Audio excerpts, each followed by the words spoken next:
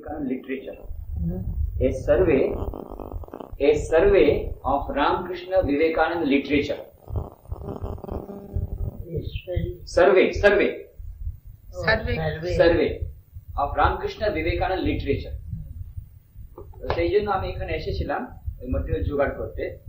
তো আপনার কাছে দু তিনটা জিনিস চাই। একটা ওই গুজরাটি লিটারেচার, ওটা ওর মধ্যে সব রকম লিটারেচার আসবে, Gujarati, Hindi, Marathi, Bengali, foreign languages, কিভাবে ওটা ইভলভ হলো, হিস্টোরিক্যাল ইভলিউশন। তারপরে ওর মধ্যে কোনো স্পেশাল ফিচার্স যদি থাকে, তারপরে ওর impact on masses, on youth, এটা আমি ভেবে রেখেছি মনে করি। আরো আপনার সাজেশন চাই কিভাবে ওর আর্টিকেলটা হতে পারে।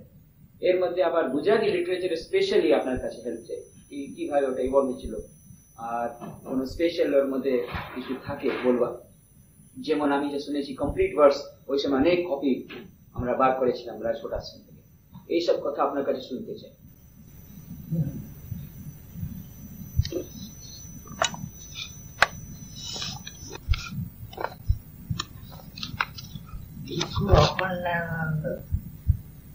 তিনি গুজরাটিতে ঠাকুরের বিষয় সংগ্রহ করেছিলেন এবং লিখেছিলেন।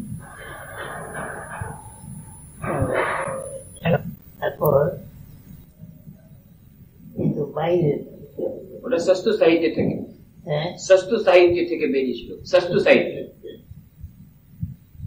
তারপর এর ভেতরে আমাদের আশ্রম থেকে কিছু কিছু বেরিয়েছিল লীলা প্রসঙ্গের অনুবাদ।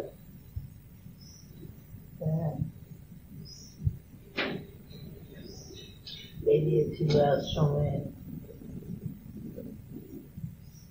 অনুবাদ হচ্ছিল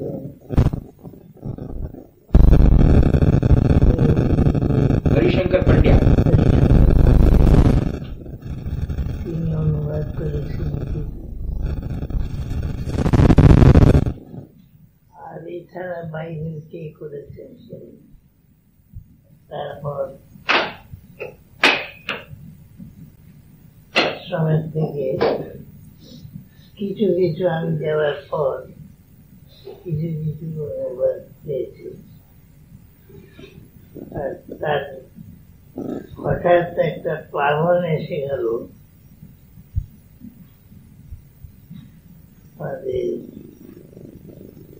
স্বামীজির সেন্টিনারি গুলো। তাতে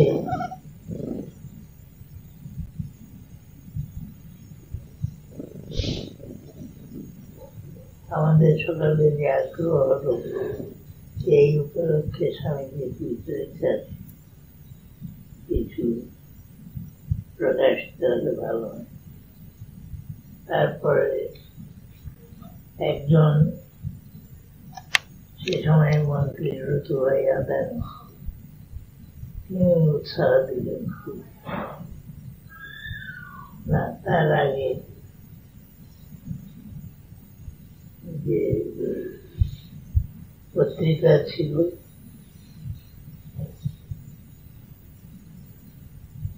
নামগুলো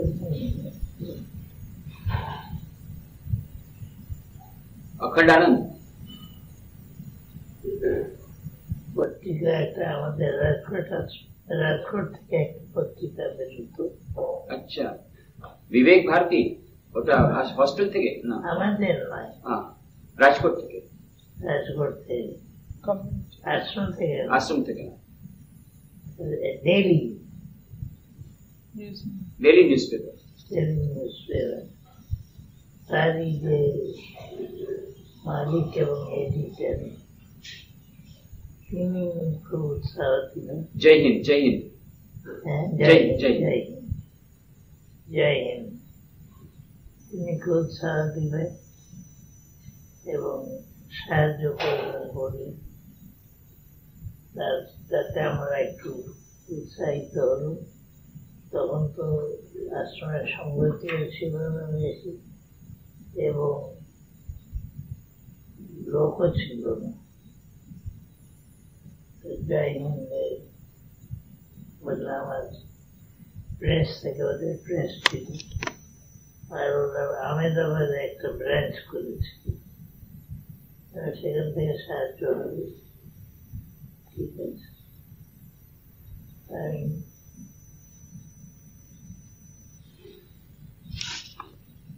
ঠিক হলো যে এই উপলক্ষে স্বামীজির কমপ্লিট ওয়ার্কস অনুবাদ করে বার করা। কত 8 ভলিউম না কত 12 ভলিউম আছে, 12 ভলিউম করা হবে। তারপর তাতে শুধু স্বামীজির কমপ্লিট ওয়ার্কস নয়, স্বামীজির একটা ভালো জীবনী এটা বার করা হবে, ঠাকুরের জীবনী বেরোবে। তারপর ওই হরিশঙ্কর পান্ডিয়া অ্যাটেন্ড করেছিলেন যে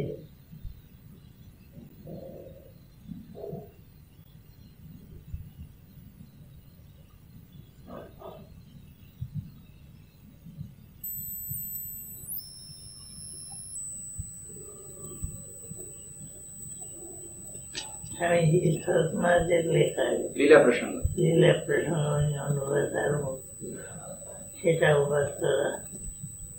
এরকম করে 3টে সিরিজ করা হবে। একটা হবে এই সব স্বামীজির কমপ্লিট, আর একটা হবে জীবনী, আর ঠাকুরের জীবনী বিস্তার করে। এই বড় সিরিজের একটা মাঝারি সিরিজ, একটা কর্মযোগ, জ্ঞানযোগ, ভক্তি যোগ আলাদা আলাদা করে। তারপর এই হলো মাঝারি সিরিজের 12 ভলিউম। ঠাকুরের জীবনী, ঠাকুরের উপদেশ, স্বামীজির উপদেশ, যেমন তোমাদের আছে ছোট আছে, 3 রকম সেট আছে, 3টে সিরিজ। এটা করা হবে, ঠিক হলো। লেখক বৈদ্য, একজন লেখক, বাবুভাই বৈদ্য। বাবুভাই বৈদ্য না, এর নাম রাজঘাটের প্রফেসর ছিল। বাবুভাই বৈদ্য তো প্রফেসর নয়, এই প্রফেসর ছিল জিআর বৈদ্য। হ্যাঁ, সে একজন লেখক। কি করবো, এগুলোকে এডিট করবার জন্য রামনারায়ণ পাঠক, ঋতুভাই রাধানী মাঝখান থেকে এসে সাহায্য করলে, উৎসাহ দিলেন। ঋতুভাই রাধানী ঠিক করে দিলেন রামনারায়ণ পাঠক 500 টাকা করে মাইনে দেওয়া হবে। এই লোকটি খুব ভালো লোক, টাকা নিতেও, কিন্তু টাকা নিলেও তার ডিভোশন ছিল, কাজ করার ডেডিকেশন ছিল। তা আমি তার সঙ্গে সাহায্য নিয়ে ওগুলো রিভাইজ করতাম। আর কথা হলো নবজীবন প্রেসে ছাপানো আহমেদাবাদে, রাজকোটে এমন প্রেস ছিল।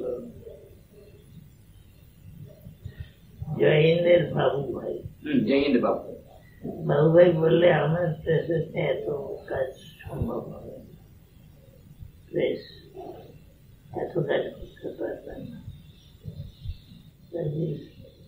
নবজীবন প্রেস তারা করতে পারে, তাদের ক্যাপাসিটি আছে, এবং তাদের যদি অ্যাকসেপ্ট করে তাহলে কাজ ভালো, তাদের বলতে তাড়াতাড়ি।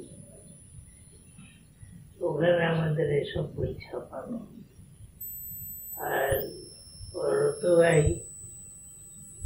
তখন মিনিস্টার ছিলেন, তিনি গভর্নমেন্ট গ্রান্ট একটা দেবেন বললেন যে যারা এই বই কিনবে তাদের গভর্নমেন্ট 50% গ্রান্ট দেবে। ওই যে পঞ্চায়েতের ডিপার্টমেন্ট ছিল, পঞ্চায়েত লাইব্রেরি কে তিনি পঞ্চায়েত মিনিস্টার ছিলেন। পঞ্চায়েত মানে গ্রামে গ্রামে দায়িত্বে চলে গেল। ওটা একটা বড় কাজ হয়েছে।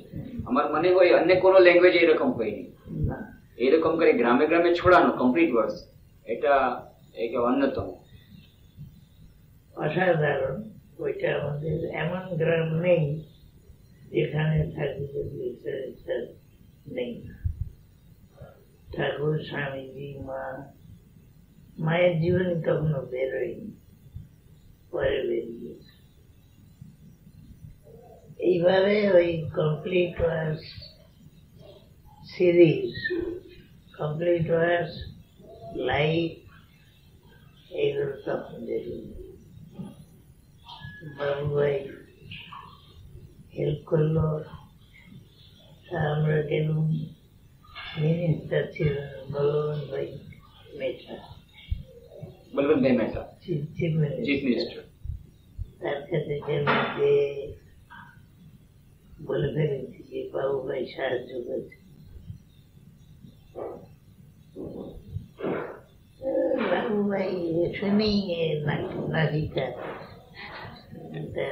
কুঞ্চিত হয়ে গেল। আমি বললাম, দেখো আমাদের তো পলিটিক্স এর কোনো সম্পর্ক নেই,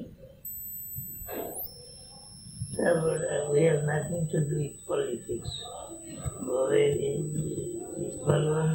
We have everything to do with politics. তার কাছে কোনো সাহায্য পেল না। ওর বাবুভাই নাম দেওয়ার জন্য বাবুভাইয়ের নামটা বলে ফেলেছি। কিন্তু বাবুভাই জয় হিন্দেতে যাই লিখো, বাবুভাই এতে খুব ইম্পার্শিয়ালি আমার সঙ্গে কথা বলেছে এবং সাহায্য করেছে উইদাউট এনি মোটিভ। তারপর আর রামনারায়ণ পাঠকের সাহায্য পেল, পেয়ে সমস্ত বই রামনারায়ণ পাঠক এডিট করি। আর জিয়ার বৈদ্য লিখলো, উনি ট্রান্সলেশন করলেন। জিয়ার বৈদ্য ট্রান্সলেট না, অরিজিনাল রাইটিং। ওই যে ঠাকুর আর স্বামীজির বই, এই দুটো বই। ঠাকুরের বই তো অ্যাওয়ার্ডও কিছু পেয়েছিল, বুঝলেন? ঠাকুরের জীবনী সে কিছু সাহিত্য একাডেমি না কিছু একটা অ্যাওয়ার্ডও পেয়েছে। ও পেয়েছে ঠাকুরের জীবনী। ঠাকুরের জীবনী, স্বামীজি নিশ্চয় পেয়েছে। স্বামীজির জীবনীটা আরো ভালোভাবে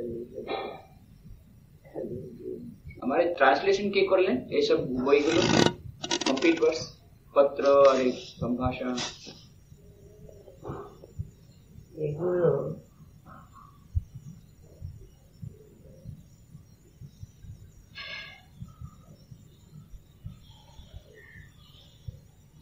রামনারায়ণ পাঠক করেছেন। আমি বসে তার সঙ্গে দেখেছি যে যাতে অরিজিনালদের আজ কত ডিভিয়েশন না হয়। এই তখন আমার কত কথা একটু গুজরাটি উপরে দখল এসেছে। রামনারায়ণ লেখক হিসেবে নাম ছিল, কিন্তু আমার সঙ্গে তার অভিমান ছিল। আমি যেখানে বলতাম সে বদলে।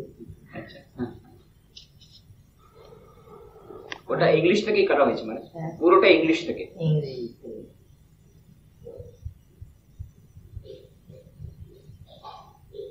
বাংলা তো জানার লোক ছিল না, ইংরেজি থেকেই করা হয়েছে। আর তারপরে মায়ের জীবনী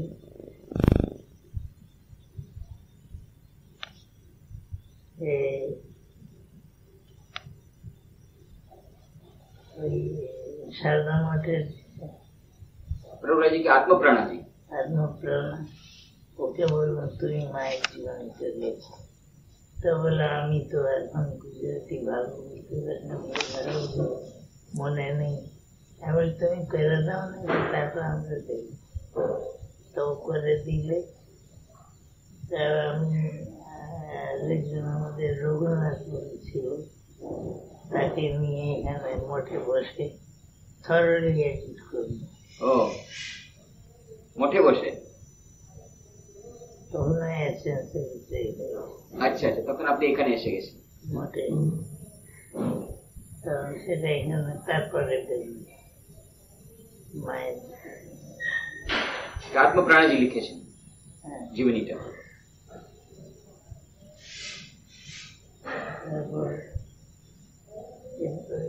এটা কিন্তু ওই যে গভর্নমেন্ট হেল্পে পারেনি, এটা পরে রাজকোট আশ্রম থেকে পারে। আর রাজকোট আশ্রমতে আমরা এতগুলো হেল্প পেলাম, বই বিক্রি হলো তো অনেক, তাতে আমাদের একটা ফান্ড হল, সেই ফান্ড সেটা খরচ করতে পারত। খুব সাহায্য ওই রতু ভাই করেছে। আমি যা শুনলাম 60 রুপিস পার সেট ছিল, 60 রুপিস পার সেট। সেখানে 30 রুপিস করে গভর্নমেন্ট দিয়েছে আর 30 রুপিস পঞ্চায়েত ডিপার্টমেন্ট দিয়েছে, এই করে ওরা পুরো কিনেছে। না না, গভর্নমেন্ট আলাদা দেয়, পঞ্চায়েতকে দিয়েছে গভর্নমেন্ট গ্র্যান্ট হিসেবে, তাই থেকে তারা কিনেছে। পুরোটা গ্রান্ট দিয়েছে না 50% গ্রান্ট দিয়েছে? 50%, বাকিটা পঞ্চায়েত নিজে করেছে। আর করেছে তার কারণ রতু ভাই নিজে ছিলেন, নিজে উৎসাহ দিয়েছে। প্রায় সব পঞ্চায়েতই কিনেছে, সব পঞ্চায়েত কিনে নিয়েছে সবাই। নাই, চারিদিকে যত পঞ্চায়েত আছে সব এক এক সেট করে নিয়েছে। প্রায় কত সেট দিয়েছিল মানে ওইভাবে মনে আছে? ওটা আমি করে নেবো, ওটা রতুভাই আদানিকে জিজ্ঞেস করে নেবো। উনি রতুভাই আদানিকে জিজ্ঞেস করে নেবো, উনি আসেন মাঝে মাঝে আশ্রমে। রতুভাই আদানি মাঝে মাঝে আশ্রমে আসেন, তাকে এক্সাক্ট জিজ্ঞেস করে নেবো, ওর মনে থাকবে। রতুভাই বলতে পারবে। আর টোটাল কত সেট প্রিন্ট হয়েছিল পঞ্চায়েত ছাড়াও? পঞ্চায়েত হিসেবে তো হয়নি। হ্যাঁ, মানে ওর মধ্যে থেকে পঞ্চায়েত কিছু নিয়েছে আর কিছুটা আমরা অন্য জায়গায় বিক্রি করেছি। টোটাল কত প্রিন্ট হয়েছিল সেটা কিছু মনে আছে? এটা আমি দেখি না, হয়তো আমাদের ওখানে কিছু রেকর্ড থাকতে পারে, আমি দেখব। কিন্তু আমি তখন শুনেছিলাম অনেক সেট ছিল, Gujarati was leading in among other languages complete words প্রোডাকশনে, এটা আমি শুনেছি। Compared to other regional languages, Gujarati was leading in number of copies of complete verse sold. গ্রামে গ্রামে চলে গেছে। তাছাড়া এমনি সেল তো আছে, তাইতে খুব স্প্রেড করবে। এটা বিরাট বড় কাজ হচ্ছে গুজরাটে, বিরাট বড় কাজ। এবং তার জন্য রতু ভাইয়ের আদানি প্রধান বেশি, খুব বেশি। কথামৃত ট্রান্সলেশন তো চৈতন্যানন্দ জি করেছিলেন মহারাজ।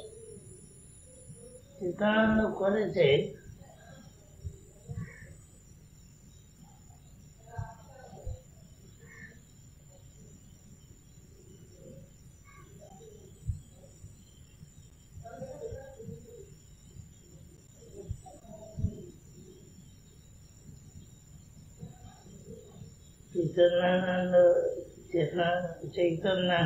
চৈতন্যানন্দ ও বিশেষ করে পুঁথিটা অনুবাদ করতে চেষ্টা করছিল। সেটা করেছে পরে করে আমাদের ম্যানস্ক্রিপ্ট সব পাঠিয়েছে, ম্যানস্ক্রিপ্ট পড়ে আছে পুরো কমপ্লিট ওই পুঁথিটা ওই পোয়েটিক্যাল ফর্মে ভার্সেস ও ট্রান্সলেশন করেছে। না, কিছু কিছু কিছু আমরা রামকৃষ্ণ জ্যোতি ছেপেছি কয়েকটা পোর্শন, আমারও খুব ভালো হয়। ওটা কিছু কিছু আমরা এডিট করে ছাপছি অল্প অল্প জায়গায়, আমাদের কেশবলাল শাস্ত্রী এটসেট্রা যারা আছে তাদেরকে দেখিয়ে দিয়ে ও কিছু চেঞ্জ করে আমরা ছাপাচ্ছি, ম্যাগাজিনের মধ্যে, বই হিসাবে প্রিন্ট হয়নি। আর ট্রান্সলেশনটা আমার মনে হয় এটা সস্তু সাহিত্যে প্রথম বার করেছিল, কথামৃতের ট্রান্সলেশন। কথামৃতের ট্রান্সলেশন প্রথম সস্তু সাহিত্যে অখানন উনি বার করেছিলেন। সেটাও কি চৈতন্যজির লিখিত না অন্য কারো?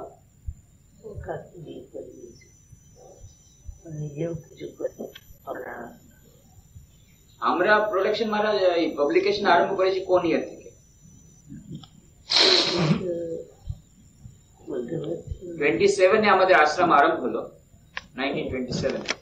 তার কয়েক বছর পরেই হবে সেন্টিনারি তো 63। তখন তো কমপ্লিট ভার্স বেরোল, তার আগেই অনেক বই বেরিয়েছিল। কমপ্লিট ভার্সের আগেও হরিশঙ্কর ভাইয়ের বই, ওই যে লীলা প্রসঙ্গ, সেটা আরো আগে। আপনি তো মহারাজ 45 এ গেছিলেন, তার আগেও বই ছিল না? আপনি গিয়ে স্টার্ট করলেন পাবলিকেশন?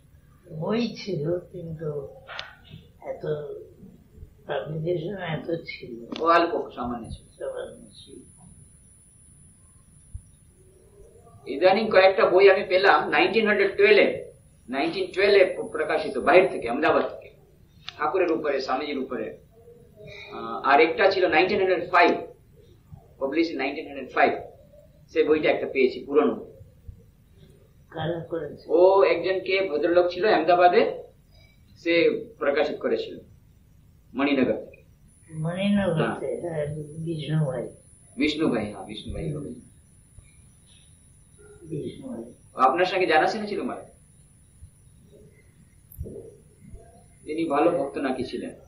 তিনি ভক্ত ছিলেন, ভক্ত কিন্তু একটু পলিটিশিয়ান। ও ওই আশ্রমটাকে, মণিনগরের আশ্রমটাকে যাতা করেছেন, ঘরডানু ঘর।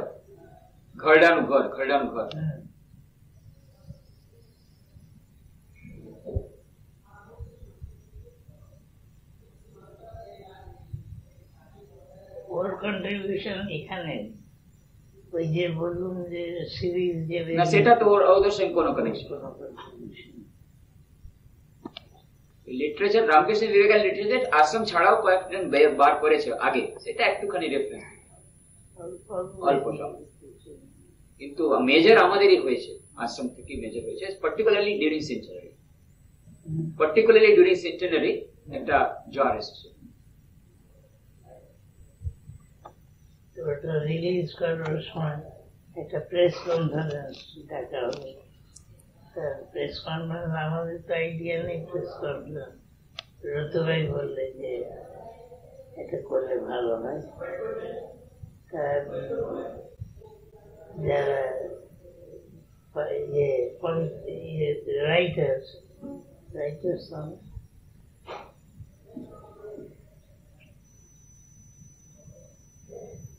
তাদের কাউকে জিজ্ঞেস করবে, তাহলে করুন না, বেশ ভালো হয়, করুন। কোথায় করা হবে? একটা হোটেলের নাম করব। তাহলে তো আমি সেখানে যাবো না। কনফারেন্স মানে ওই খাওয়া দাওয়া তো হতেই হবে, দাওয়াটাই প্রধান। 2-4টে কথা হবে, রিলিজ করা। রতুভাই তো বলুন, রতুভাই এরকম করবো। তখন রতুভাই বলে তাহলে আমাদের এখানে হোক। তখন রতুভাই আমরা মিনিস্টার, তখন তারই কম্পাউন্ডে ওখানে হলো। আচ্ছা, খাওয়া দাওয়া সব খরচ সেই দিতে, ওর বাড়িতেই হলো। আপনি ছিলেন? কিছু কিছু জিজ্ঞেস করলে আমাকে আমি উত্তর দিল। জানা যায় আমি একটা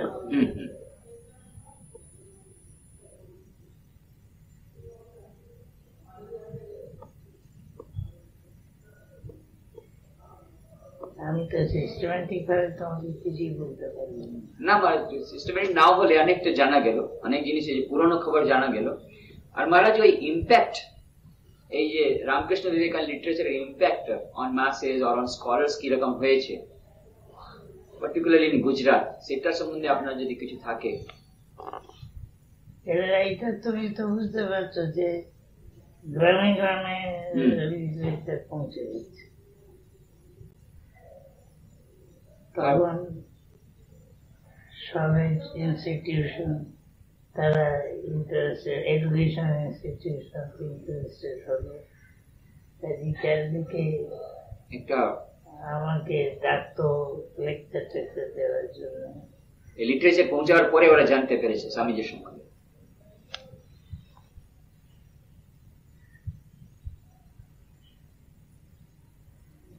তখনকার দিনে মানে শুনেছি একটা পত্রিকা বার করার কোনো উদ্যোগ নাকি হয়েছিল। উদ্যোগ হয়েছিল, আমার ইচ্ছে ছিল মঠকে বলবো। মঠ বললে যে পত্রিকা তুমি আজ আছো, কালকে থাকবে, তাতে পত্রিকা বার্তা চলবে না। তারা না বলে দিল, না বলে দিয়েছে হেডকোয়ার্টার। আমিও বুঝলাম কথাটা ঠিক। তখন আমাদের রিসোর্স ছিল না, লেখবার বা লেখা সংগ্রহ করবার লোক ছিল না, কর্মী ছিল না।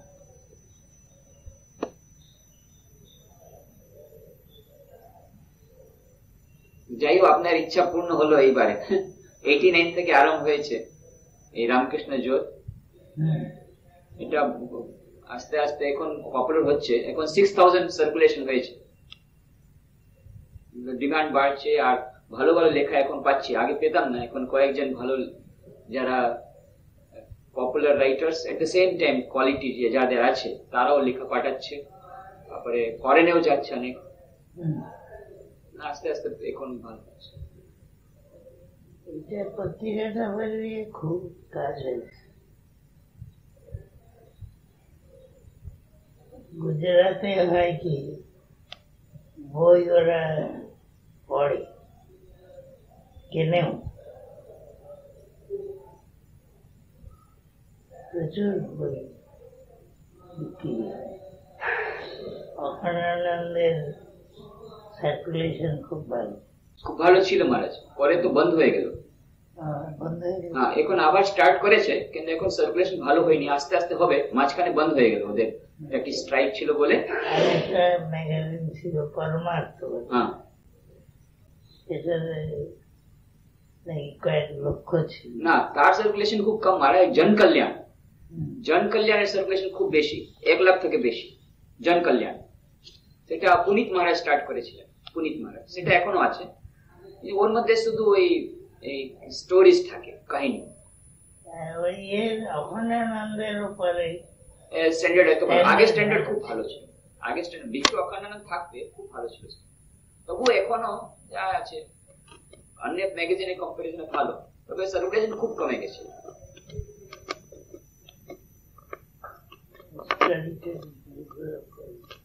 আকর্ষক করার চেষ্টা করে। তবে অখণ্ডানন্দের ছিল অ্যাডভার্টাইজমেন্ট, ইয়েতে ম্যাগাজিনে কোনো অ্যাডভার্টাইজমেন্ট দিত না।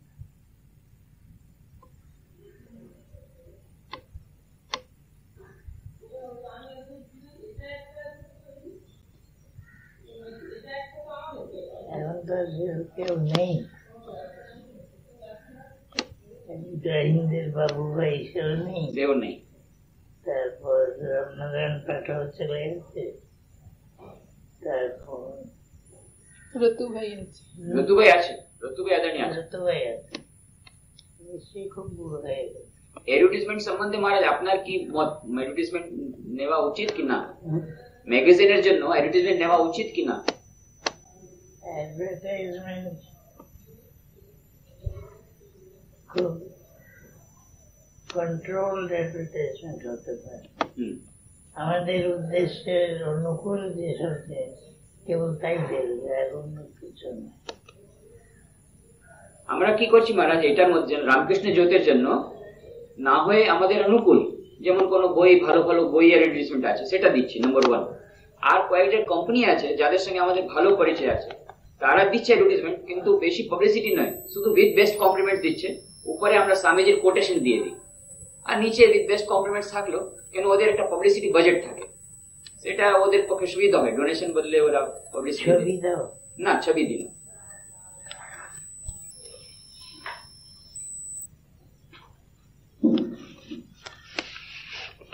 এটা আমাদের ম্যাগাজিন যারা সবাই দেয়,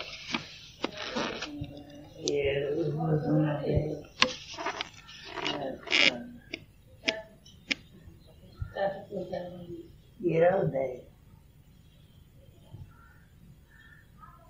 প্রবুদ্ধ ভারত বেদান্ত আজকাল সবাই দিচ্ছে, তবে আমরাও খুব কন্ট্রোল দিচ্ছি, আর ওইটাই দিয়ে একটুখানি ওই এডভার্টাইজিং পাওয়াতে আমরা এই কম রেটে দিতে পারছি। 40 রুপিস এর মধ্যে সারা বছরের আমরা শুধু কম রেখেছি রেট।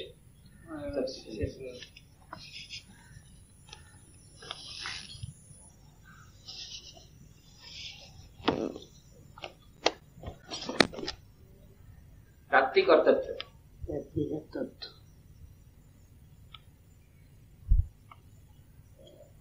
তথ্য তো আমাদের যেগুলি জানা আছে এই তথ্যই নেওয়া ভালো। বাইরে অনেক কল্পনা টল্পনা সেগুলো নেওয়া যায় না। আর তাত্ত্বিক দিক দিয়ে তো যেমন আমাদের লিটারেচার যা পাওয়া যায় তাই তাত্ত্বিক। না কেউ কেউ বলছে ঠাকুর পরে আসবো, কাশি হবে পরে আসবো, পরে আবার কালকে।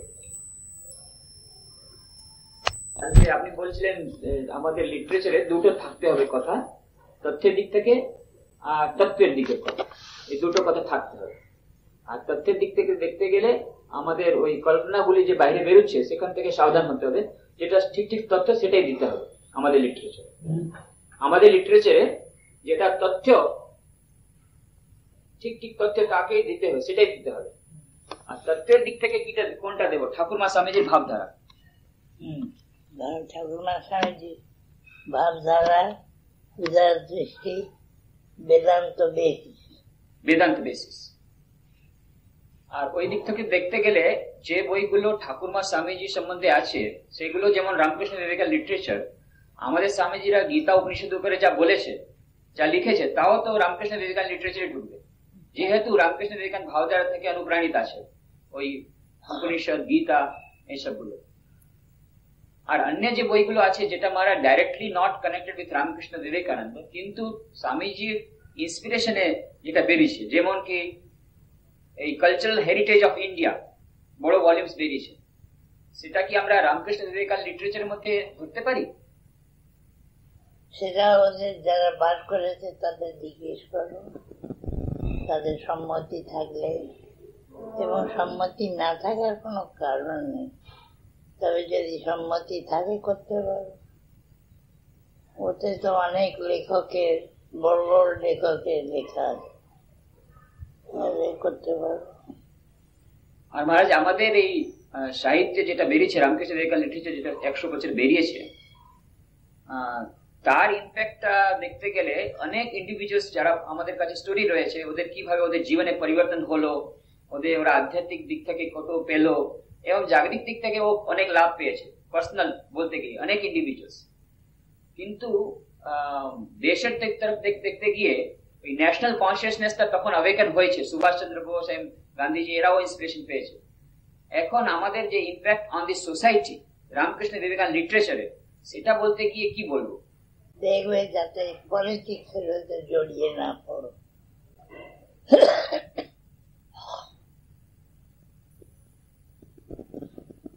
পলিটিক্সে জড়িয়ে না পড়ে যতটুকু বলতে পারবে সেটাই আমরা বলবো। কি আমরা ডাইরেক্টলি আমরা পলিটিক্স নন পলিটিক্যাল হচ্ছেন, পলিটিক্স এর মধ্যে আমরা যাই না। In spite of that, because of our literature, many organizations have started doing Shiv Gyane Jiv Seva, and that has got its effect on the society. এরকম করে বলতে পারি মানে that has got its effect on the society. যদি ওরা বলে কি আপনার লিটারেচারে সমাজের উপরে কি প্রভাব পড়লো, সমাজের উপরে আমরা বলবো যে আমরা স্পিরিচুয়াল অর্গানাইজেশন, আমাদের যা কিছু থাকবে স্পিরিচুয়াল বেস, স্পিরিট বেস থাকবে। কাজেই এর সমাজে আমাদের বিশ্বাস স্পিরিচুয়ালিটি হলো বেশি সামাজিক উন্নতির। কাজেই যার সামাজিক উন্নতি বলতে আমরা যে বিধবা বিবাহ হবে কিনা বা বহু বিবাহ চলবে কিনা এসব বিষয়ে আমরা মাথা ঘামাতে যাব না। সামাজিক মানে যেগুলো আধ্যাত্মিক জীবনের সঙ্গে সঙ্গত নয় সেগুলোর সঙ্গে আমাদের সম্পর্ক নেই। আমাদের লিটারেচারে অবজেক্টিভ কি থাকবে? এইম অবজেক্টিভ থাকবে ঠাকুর স্বামীজির ভাবধারার ভেতর দিয়ে দেশের কল্যাণ, এই অবজেক্টিভ থাকবে। আর যা করার অপরে করুক, আমাদের এই আদর্শ থাকবে।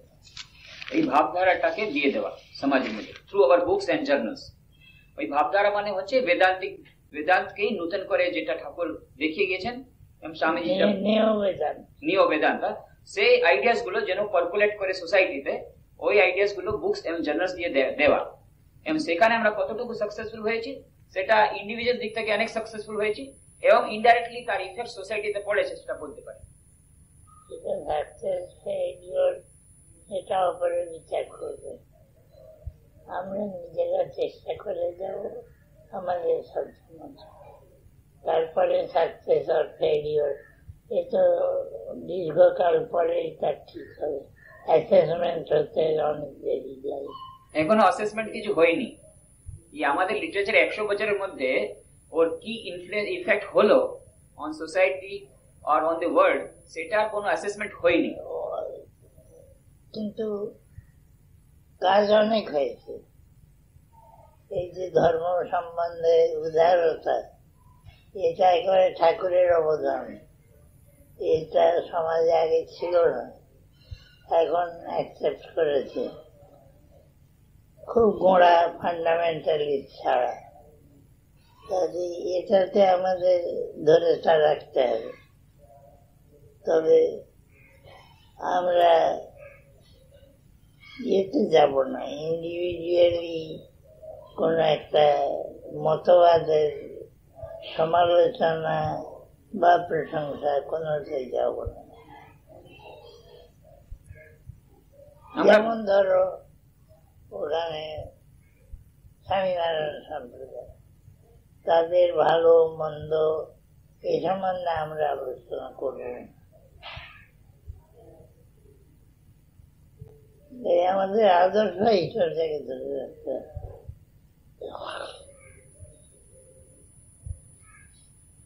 কেউ যদি প্রশ্ন করে আমরা বলবো আমাদের এই বিষয় নয়, তাহলে এই বিষয়টা আমরা খুব সতর্ক থাকবো। অ্যান্টাগনাইজ কাকেও করবো না, ফ্ল্যাটারি কারো করবো না।